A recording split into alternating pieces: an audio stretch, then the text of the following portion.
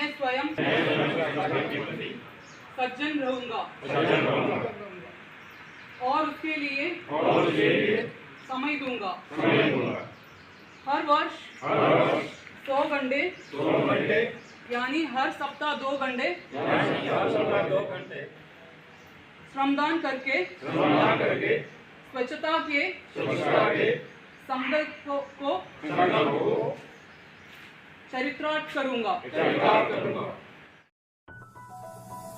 गत एक दशंधि ऊर्ध्व समय होईगला पद्मपुर अंचल में माओवादी गतिविधि उपरे अंकुश लगाइबा पई सरकारंकर तरफरु मुख्यतः पाइकमाल ब्लॉक रो गंधमार्दन पर्वतर पाददेश रे अवस्थित केरमेला बहाल पाइकमाल और बरतुंडा तथा झारबंद ब्लॉक रो जगदलपुर ठारे सीआरपीएफ रो 4 गोटी कंपनी मुतयन रही माओ गतिविधि उपरे नियंत्रण करने सहित स्थानीय लोकंकु सुरक्षा प्रदान करि आसुछि।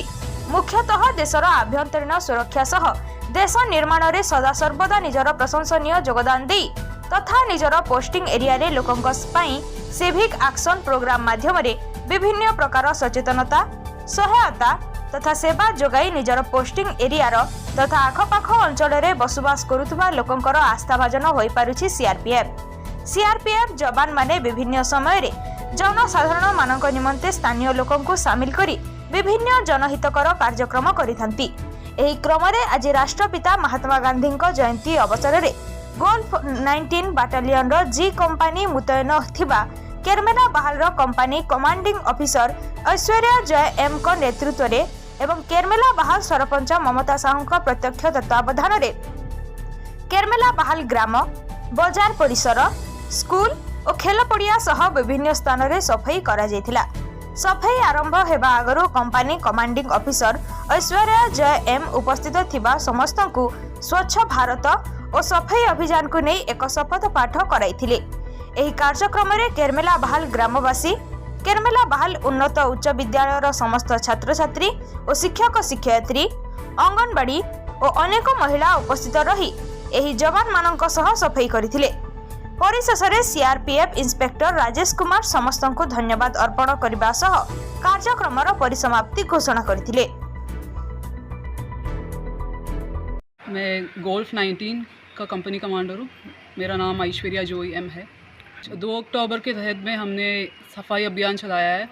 महात्मा गांधी का सपना था कि देश को साफ आज़ादी के साथ साफ भी रहना चाहिए, तो और आज उसके तहत हम कैंप के चारों तरफ मार्केट एरिया और स्कूल की सफाई में लगे हुए थे। गांव के लोगों के साथ स्कूल के बच्चों के साथ जुड़ के हमने सफाई अभियान चलाई है।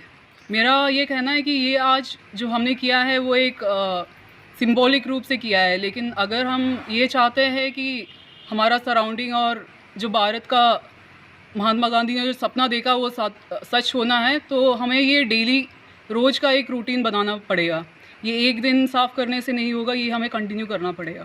तो सभी के मन में ये होना चाहिए कि हम ये जो सफाई का जो हमारे मन के अंदर जो सोच है, मन को भी साफ़ रखना है, हमारे चारों तरफ के एरिया भी साफ़ रखना है।